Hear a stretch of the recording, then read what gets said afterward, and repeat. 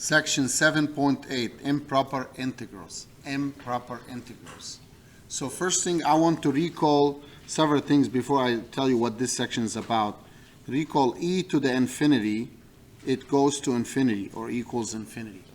From the graph, you remember the e to the x. E to negative infinity is going to approach 0 or equal to 0. Also, we learned before, 0 times infinity, indeterminate. And infinity over infinity, indeterminate. 0 over 0, indeterminate. These are indeterminate forms.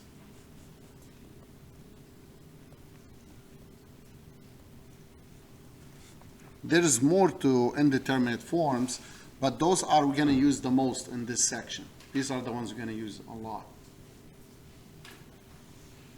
What is this section about? We're still doing integrals, but this section will tell us we're going to look at different kind of integrals. So always you've seen integrals, definite integrals from a to b all the time. A to b, a to b, a to b. Now we're going to look at integrals instead of a to b, negative infinity to b, let's say, or to a, whatever you want. We're going to look at b to infinity or a to infinity, f of x dx. We're going to look at negative infinity to infinity, f of x dx. And one last special one, maybe I'm going to give it as an example. Let's say 1 over x dx from negative 1 to 1. Why is that? Well, yeah, that looks like a to b. It does look like a to b, but one thing, a problem here we have, a problem we have in the last one, the function is not continuous at 0. Right? We're going to look at what happened. Can we integrate, find the area from negative infinity to a? Can we find the area from a to infinity or negative infinity to infinity or negative 1 to 1? Is there a way around this? Yes, there's always ways around this. There's always ways around this. Okay? So let's see how we go around about this. So the way things are going to work is, let's say I want to integrate, let's say I want to integrate 1 over x squared dx from 1 to infinity. 1 to infinity. Okay. So the first thing we do is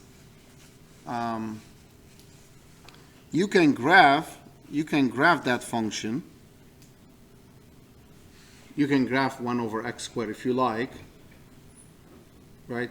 You can graph it. But what's going to happen is the graph of that function will look like this. It goes this way and then this way. And we are integrating from 1 forever. So I'm looking for the area below that curve from 1 to forever. So I don't know, is that like a number? Is it an infinity? What is it, right? So that's what we're going to look at now. And the way to do such a problem like this is first you start with, because mathematically in mathematics, we cannot go to infinity. We can't go to infinity. So the way it works is we can go from 1 to b, let's say, to any number, any letter you like. You can choose it. And when we integrate this, we bring it up. And then you pass the limit as b goes to infinity. Makes sense? So we go 1 to b, and then you pass b to infinity. 1 to b, and then pass b to infinity. So let's keep the limit outside. The integral of this one is x to the negative 1 over negative 1 from 1 to b.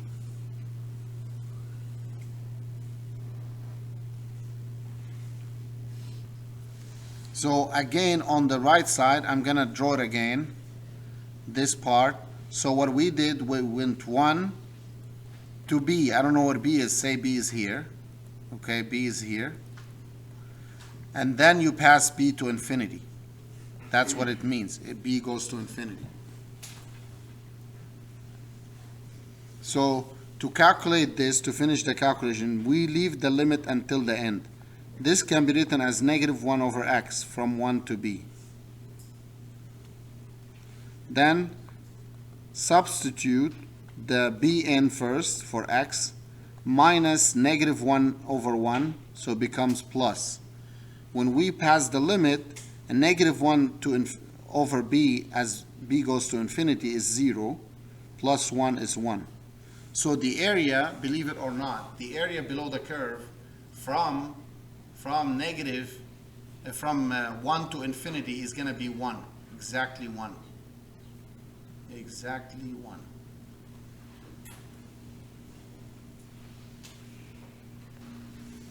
We can generalize this into by saying if a function f is continuous, remember, has to be continuous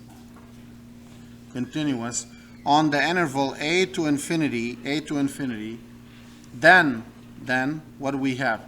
Then the integral from a to infinity of f of x dx can be rewritten as the limit of a to b, where b goes to infinity, of f of x dx. Also, if f is continuous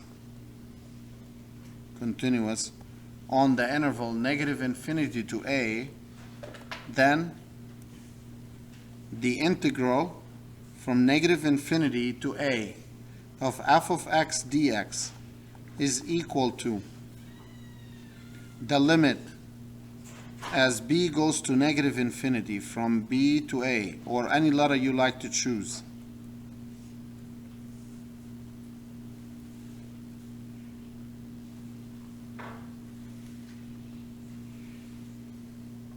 So the first one I wrote down, I applied it in the first example. So let's look at another example. Say we are asked to integrate 0 to infinity e negative x dx. So I'm assuming everyone okay with integrating such a function. You can do u sub, which will give us, we need the negative out, negative in, so it's negative e negative x. And that's what a lot of people do, and they go and they write 0 to infinity. Oh, wait, so what happened here? Oh, we forgot to do the rewriting. That's what I was talking about earlier. So one thing we need to do is first always rewrite it, the limit as b goes to infinity, 0 to b e negative x dx. Then limit as b goes to infinity, this integrates as negative x from 0 to b.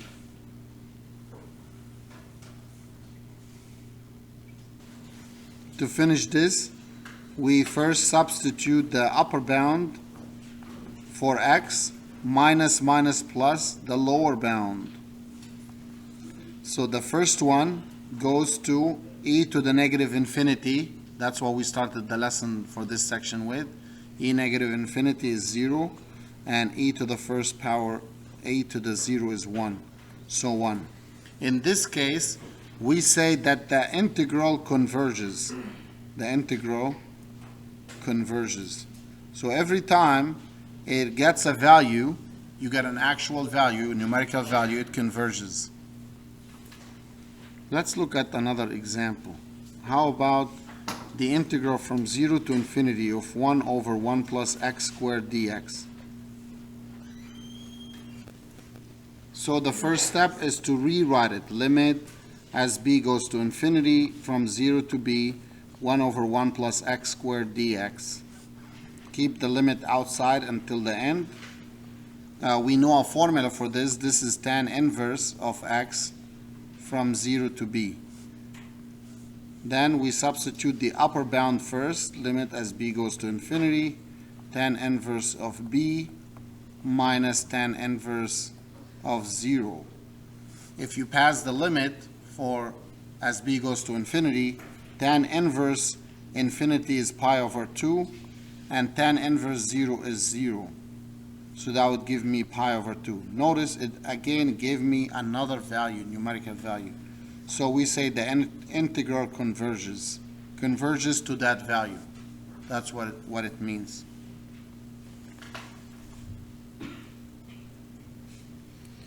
Let's look at a more difficult example. Those were straightforward. How about if we give you 1 minus x e negative x dx from 1 to infinity? 1 to infinity. So when we look at this integral, I can tell that's not like a straightforward one as before, ex or e negative x. So we have to do something about this. U sub is not going to work out. So then the next step is to try integration by parts. So what do I do on the right side? I always try to take this integral with no bounds. Just assume this is the integral, and then later I will worry about the bounds. Okay? So the U sub, we use the trick LIATE. So I have exponential and algebra. So the algebra part, which is the 1 minus x, goes first, and dv is e negative x dx. From here, du is negative dx. From here, v is, if you integrate e negative x, it's negative e negative x. Then I can use the formula to get that integral uv, so it's negative 1 minus x e negative x, minus the integral of v, which is this, uv minus the integral of v du. Du is negative dx, so that will turn this back again to negative. So keep this the same as you can see, and then becomes plus e negative x. Of course, you can put plus c or leave it like as is. So here, if you like to multiply this out, negative 1 by e negative x, negative e negative x, plus x e negative x, plus e negative x. And notice how these cancel out. So it simplifies down to just x e negative x, which becomes easier for us to work with.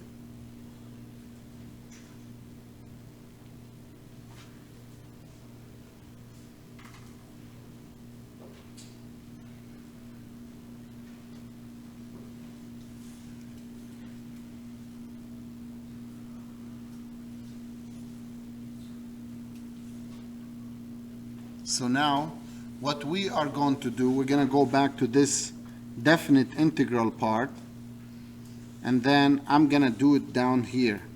So the bound was 1 to infinity. So we can say equals the limit as b goes to infinity, 1 to b, the original function or integral dx.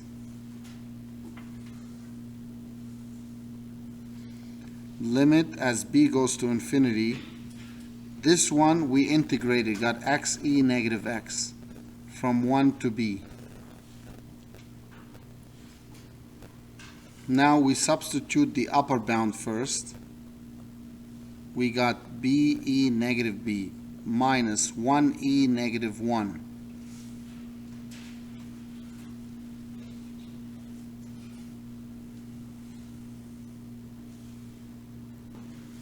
Now, when we pass the limit for the first one, like on the side, if I want to do it b e negative b as b goes to infinity, this is going to go to infinity times e negative infinity is 0. That's indeterminate. So what I'm going to do is we have to find a way around this. B goes to infinity is bring that negative e negative b down. So when you pass the limit now, you get infinity, e to the infinity infinity. Still indeterminate, but I can use L'Hopital's rule here. If you remember L'Hopital's rule, 1 over derivative of EB is EB. This will go to 1 over infinity, which is 0. So this one here is going to go 0 minus e negative 1, or negative 1 over e. Again, still converges. So the integral converges to negative 1 over e. So now I'm going to talk about, I showed you when we started several versions. One like goes a to infinity, or negative infinity to a, negative infinity to infinity. So we're going to look at how do we work with negative infinity to infinity f of x dx. The way this works is that you can rewrite this from negative infinity to any number you like. I usually use 0. It's easier for computational stuff. F of x dx plus 0 to infinity f of x dx. So you have two improper integrals. Those are called improper. Two of them. Then, for the first one, you rewrite it as limit from a to 0 f of x dx, where a goes to negative infinity, plus 0 to b, let's say, f of x dx, limit as b goes to infinity. So keep in mind, if you use a in one integral, don't use it again. Use a different letter. So I used a and b. A and b.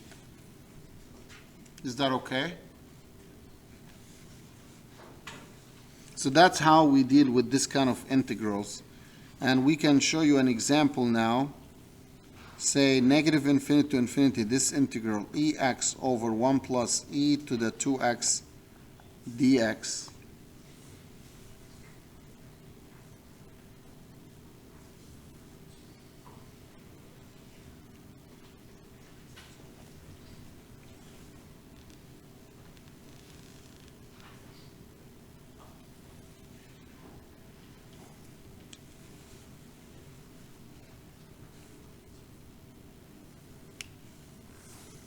So now I'm gonna start with this one. Remember the way I do these kind of problems, I go, first thing we're gonna go negative infinity to a number, let's say 0, right? 0, ex over 1 plus e to the 2x dx, plus 0 to infinity ex over 1 plus e 2x dx. And then we rewrite this as limit a goes to negative infinity, a to 0, ex 1 plus e2x dx. Limit as b goes to infinity, 0 to b, ex over 1 plus e2x dx.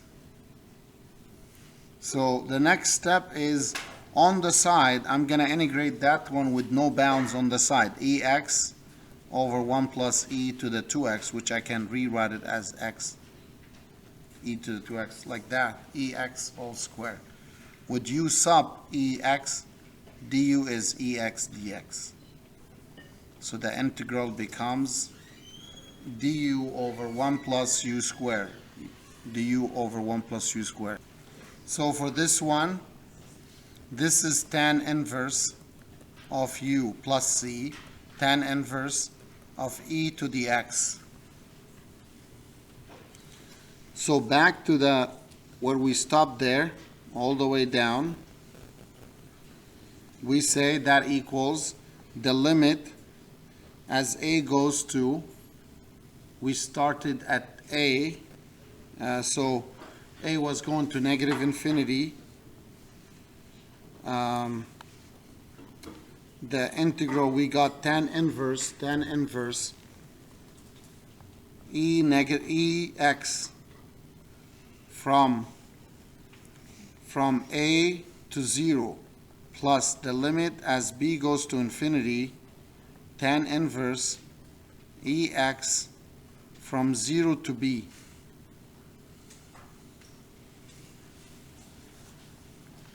And we have to do them one at a time. Limit as a goes to negative infinity, tan inverse of e to the 0, 1 minus tan inverse of e to the a, plus limit as b goes to infinity, tan inverse of e to the b minus tan inverse of e to the 0, which is 1.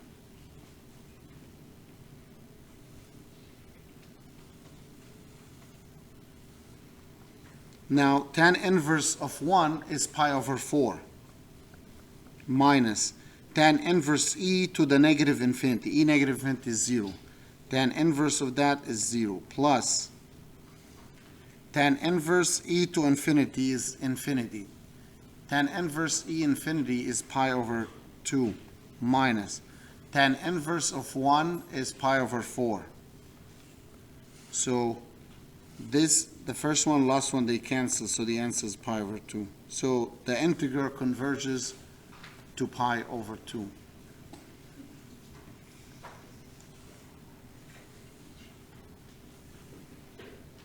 So all we have been doing called improper integrals. So another model I showed you is the negative 1 to 1 that function that we started with, negative 1 to 1, 1 over x dx. So that, we told you that's improper because it's discontinuous. So we can talk a little bit about those. We call them improper integrals with discontinuity.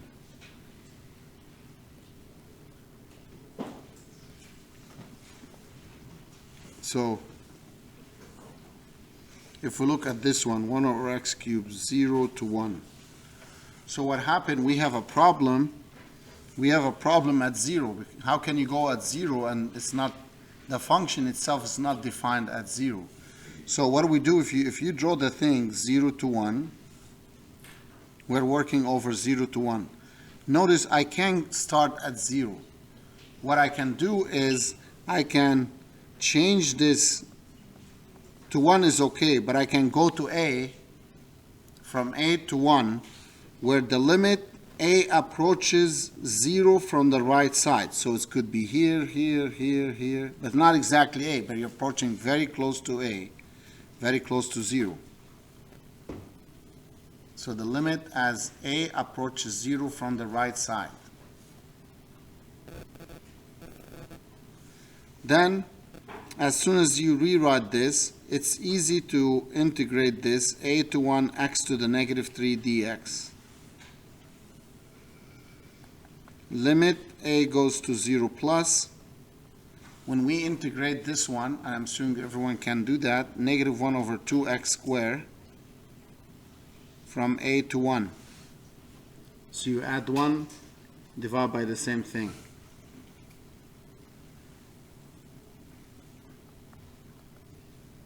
Now we do the substitution, 1n first, plus 1 over 2a squared.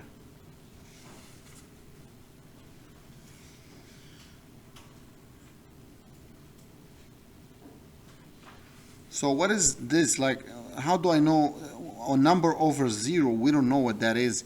But you can always graph 1 over a squared. We graphed it earlier as 1 over x squared. It was this, if you remember. So when you approach 0 from the right side, the function is going up to infinity. So this one goes to positive infinity.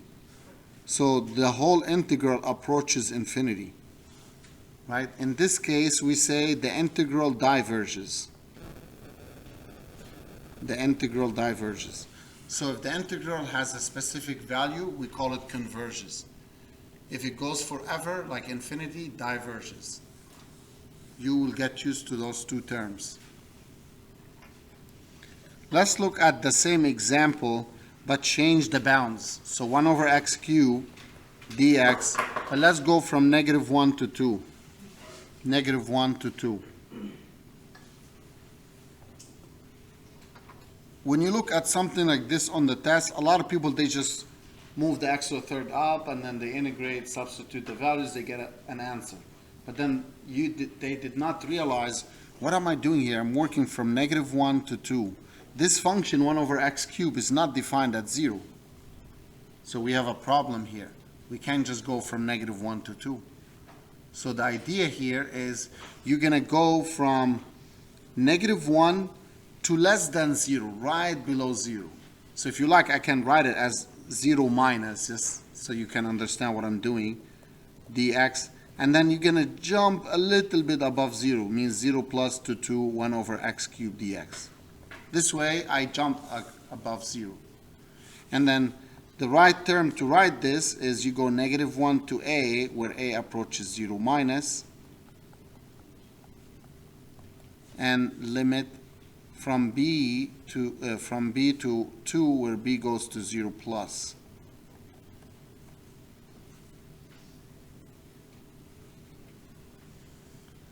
Now we integrated that one earlier, so let me pass the limit this way first. We got negative 1 over 2x squared, from negative 1 to a, plus the limit as b goes to 0 plus, negative 1 over 2x squared, from b to 2.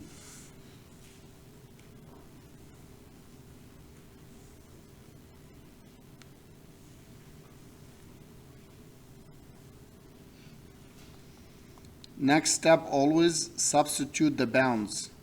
A first, minus, negative that becomes plus 1/2, plus the limit as b goes to 0 plus, substitute the 2 in, you're going to get 4 times 2, 8, negative 1 over 8, plus 1 over 2b squared.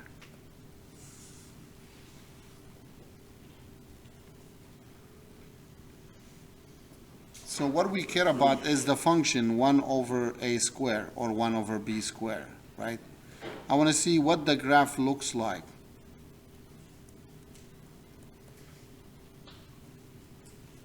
We graphed this many times today. It goes like this. So when I'm approaching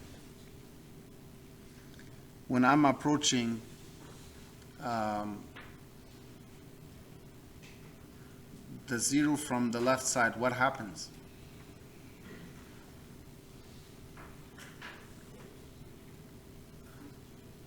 Goes to infinity. Yeah, so if you're approaching 0, this is 0 from the left side, it goes up to infinity. And there's a minus in there, so that goes to negative infinity, plus the 1/2, minus 1/8. How about 0 plus? It's plus infinity. And notice what happened here. We're going to come across another problem here that, oh, I got negative infinity and plus infinity. So it's like infinity minus infinity in that sense, because these other fractions don't matter anything. Still indeterminate. So we did not get an answer. Oh, what are we going to do? So let's see how we're going to handle this. So this is, what's the trick to learn about this problem? So again, I was given this problem to integrate, and then what I did, I'm going to graph 1 over x cubed to show you a smart trick. So if I graph it, it's going to go like that, and then this way, similar to 1 over x. Okay, I'm integrating from negative 1 to 2. See, I'm integrating from negative 1 to 2. So look what I'm going to do. In a smart way, ready? In a smart way, I'm going to integrate from negative 1 to 1. So I'm going to go from negative 1 to 1. So I'm going to find the area here to there, right, of that function dx plus the integral from 1 to 2, the same function dx. Okay, why did I do that? Well, because by symmetry,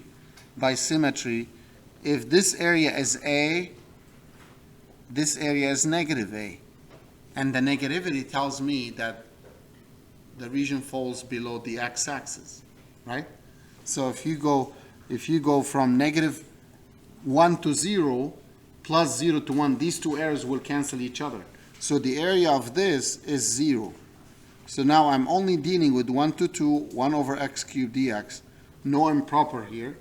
See, that's the fun part about it. So that would give me negative 1 over 2x squared, as we integrated earlier. And I'm assuming everyone can do this. That will give us 3 over 8. The first theorem, we have two theorems to talk about. The first theorem is called just a theorem related to that if we are integrating from 1 to infinity, something in this form, x to the ptx, then this integral at the end may converge or diverge, right? It converges or diverges. When does it converge? It converges if p is bigger than 1, and diverges if p less than or equal to 1. Why am I presenting it here?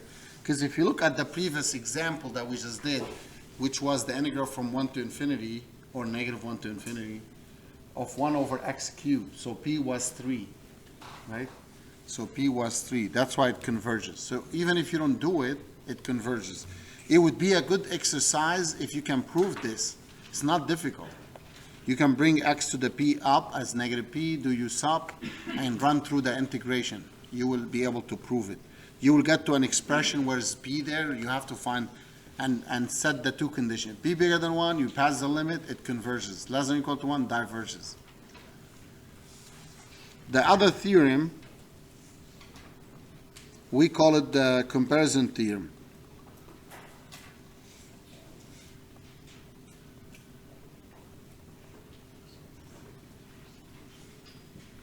The comparison theorem says if we let f and g be two functions that are continuous,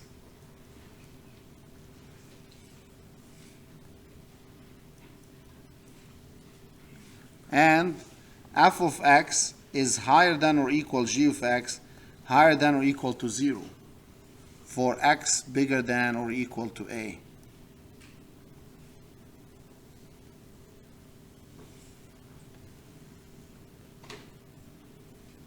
So graphically means the graph of f is bigger or touches the graph of g.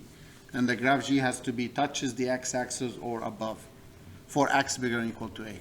Then two things can happen. If the integral from a to infinity of the upper function converges,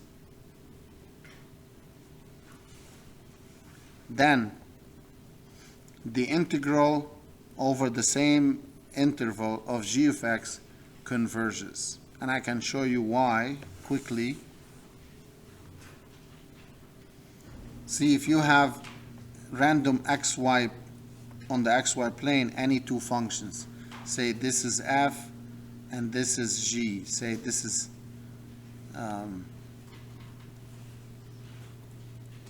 say a starts here, this is f, this is g.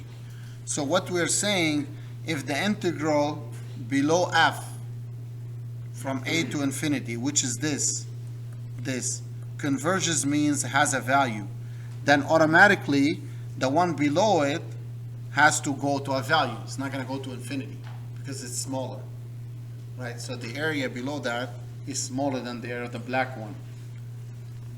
So again, if the area of the black region, shaded region, is a number, then the area of the purple one is also a number. The other conclusion here, if the integral of the smaller one diverges, so from a to infinity of g of x dx diverges, then the integral from a to infinity of f of x must diverge. So diverges as well.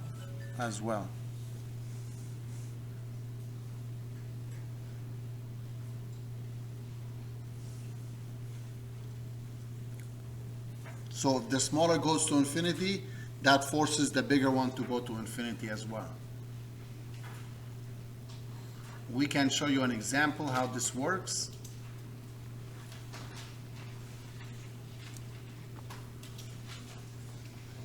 Let's try to look at the integral from 1 to infinity of sine square x over x squared dx. This is almost impossible integral to integrate by hand. But we would like to know if this converges or diverges. I don't care what it converges to. I just want to know if it converges or diverges. Right? So we're going to use the comparison test to help us to solve. So we're going to look at this one to see if it converges or diverges. How do we go about this? We know that sine x in general, or sine any function, bounded between -1 and 1, or less than or equal to 1. If we do the squaring, sine square is always going to be less than or equal to 1, and bigger than or equal to 0. Because the graph of sine square goes above the x-axis, like touches up to 1 ohm. What I can do to this inequality on both sides, I can divide both sides by x squared.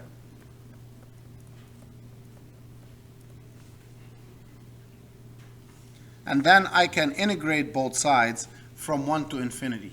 So then that tells me that that thing is going to be the integral of sine square x over x squared dx from 1 to infinity is less than or equal the integral from 1 to infinity of 1 over x squared dx.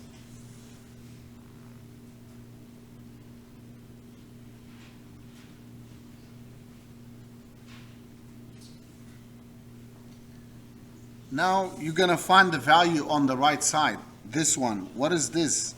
You're going to integrate past the limit, or we have something as a shortcut. Yay. What is it? So let me show you what the shortcut for this boxed one is.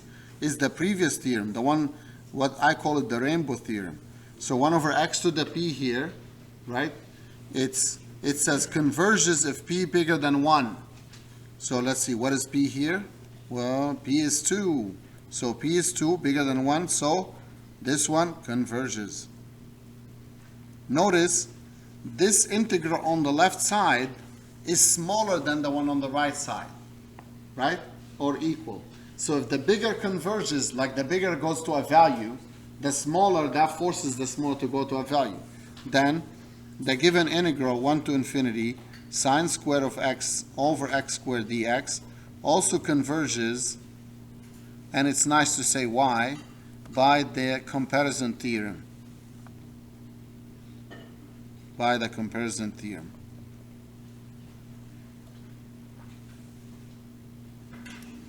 So the next example, how about the integral from 1 to infinity of 1 over the square root of x cubed plus 1 dx. What are we going to do with this one? So here what students find the challenging part is how to find the other function to compare it to this one. So I'm going to show you how. So the way you look at this is, if you have a function in that form, you can on the top and the bottom drop everything but the heaviest term. So it means in the top nothing can be dropped, just 1.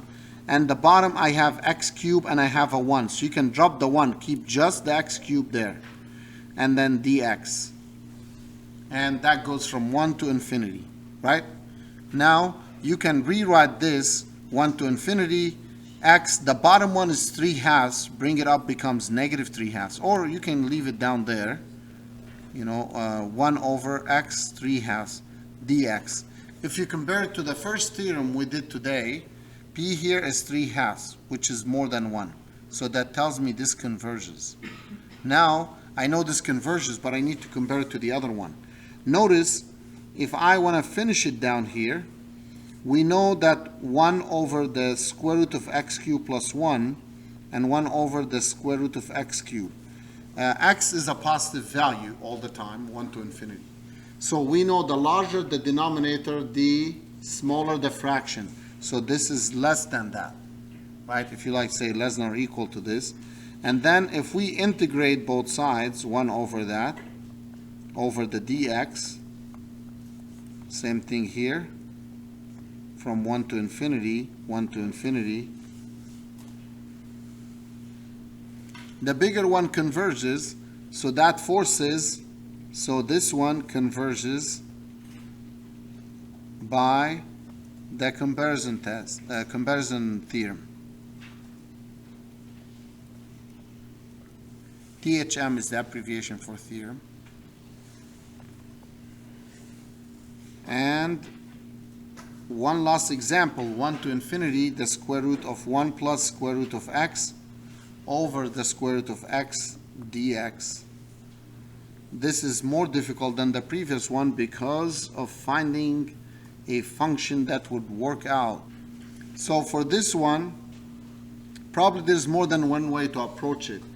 So maybe I'm gonna go with comparing to, you can go just simply drop everything on the top, make it 1 over the square root of x.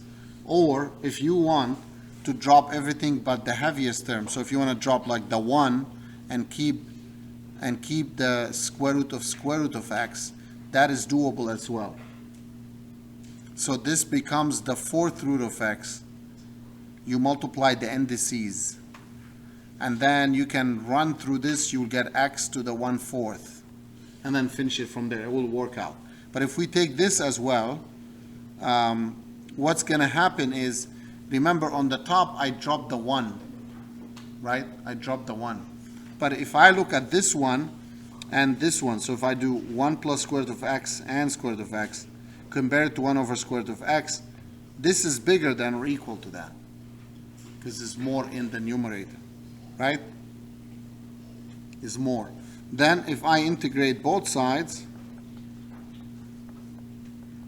dx from 1 to infinity, then the right hand side is 1 over x to the 1/2, where it tells us p here is 1/2, which is less than 1. So it diverges. But notice the left hand side is bigger than the right hand side. So that forces this one to diverge as well by the comparison theorem.